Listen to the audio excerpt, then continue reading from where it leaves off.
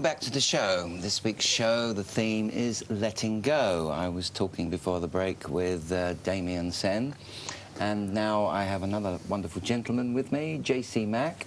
Welcome to the show. Thank you for having me.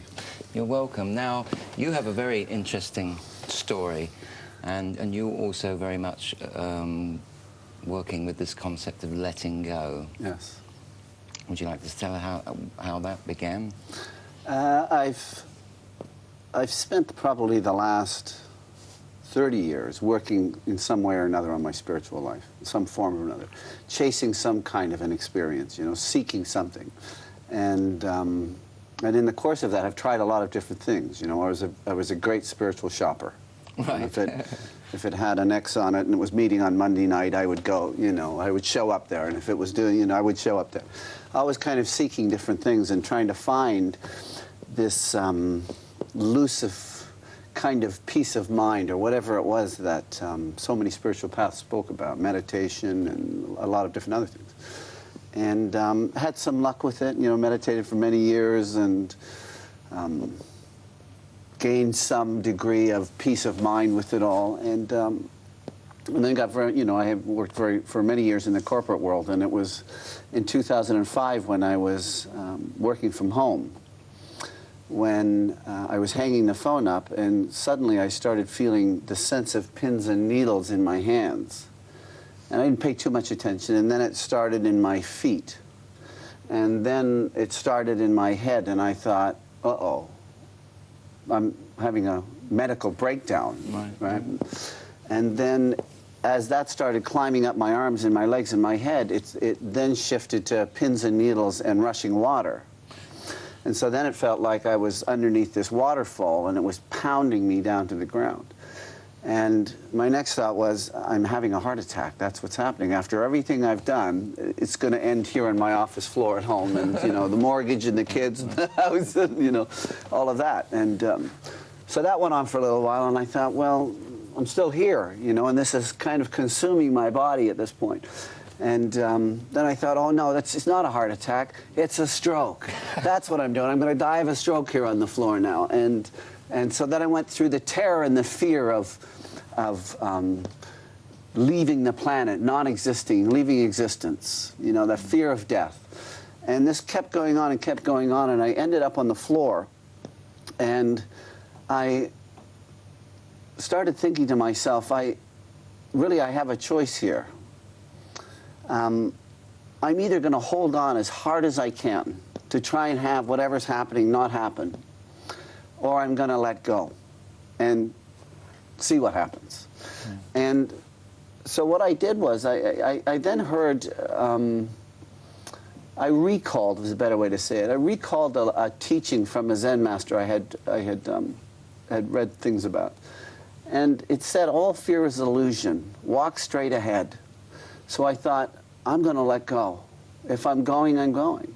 So in this process of, just like when Damien was saying, that moment when his mind vanished and he was in that moment of being present to and gave into and surrendered into that moment, I thought, that's what I'm going to do. I'm going to surrender into this moment. I'm just going to let the cards fall. And then it was like a set of dominoes. You know, if you set the dominoes up and one falls, they all start to fall. And one was my body, one was my mind, one was my children, one was my, you know, partner, one was the mortgage, one was the career, and this whole, that family, you know, my brothers, and, you know, everything I had accomplished up in the small amount that you accomplish in the few moments you have while you're here.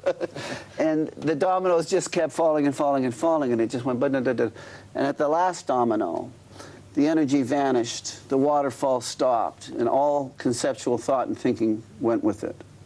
And I was just left in this state, which I could only describe as kind of like a profound, still, silent, living, electromagnetic field of love. That's what it felt like. And that state completely wiped me out for almost a year. So we had no thoughts at all? No. Rarely. For many months, none. In fact, it looks quite catatonic. Right. If you, by the way, you go down to your local physician and tell him that, they give you something for it. Right. So, I mean, did you become dysfunctional physically at that point? I've been dysfunctional all my life. I'm just kidding. In fact, you become undysfunctional when it does happen, you see. Right. But, I mean, if you were having no thought as such, I mean, yeah. were you able to kind of get up, walk around and stuff, or were you just laid out? Yeah, you're laid out a lot of the time, because in order to do anything, you have to think. In order to eat, you have to think, geez, am I going to have the cheeseburger or the chips? Yeah. You see, that's a thought. Yeah. So when that's not really happening, there's not, you know, in fact, there's nothing happening, because in order for something to happen, you have to have thought. Yes. Let's think about what we're going to do, and let's make something happen, and so everything requires thought to function. Yeah. In this world, in this Western world, we need, you know, you want to catch the bus, you need to know, well, it's at 8:30 and I need to be at the bus stop. Right. That's a conversation you're having with yourself. But once the conversation vanishes, it's almost like the doing of life comes to an end, and then it's just a being. So then you're left with the dilemma of, hey, you know what, the rent's got to be paid at the end of the month. And, you know, and I had a big corporate executive coaching business, and I was working in executive banking and with all the big oil companies, working with leaders at the top of those industries, and I couldn't get out of the house. So you know, though it was a beautiful place to be, it's very inconvenient in the West. How did your family respond to this? Very fearfully, I think. Like, you know, Dad's lost the plot. I remember my son said to me one day, hey, Dad, you're drooling. And I thought, yeah, get used to it. It's been a little while, right? You know. So what did what was their perception of what had happened to you? Well, my children are young, so it was great for them, because, you know, in fact, they were part of the integration back into society, because they're so physical, and their needs are, you know, they would climb on me and jump on me, and I would feel you know, that physicality of being on the planet. So they were a great help to me, so, not knowingly. Were you literally just laid up? Or well, no, I could move around and stuff, but let me put it, it's unexplainable, but I'll explain it anyway. Sure. Right? Without any thought, there is no identity. Right. There is no you. You can read about that thing. It's common, you hear about that stuff if you read the right books. But that you have a relationship with this thing called JC that does that has that background and that career, is a conversation that I have as part of my identity. Yeah. When that vanishes, it stops being personal.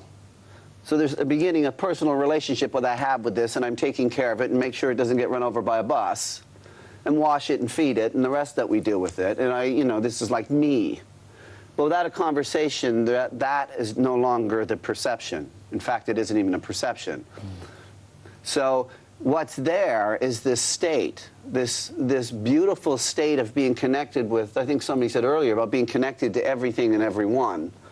There's this unity. So you begin to see yourself in everything. And I mean absolutely everything you can relate to as, at some level, part of who you are, because everything is emanating that presence. Everything has an energy, as you said, and that energy leaves a stamp in consciousness that is there. And the other thing that's tricky about this, when I mean it's unexplainable, without conversation, there's no time. There's no sense of space, because that's a conversation and a concept.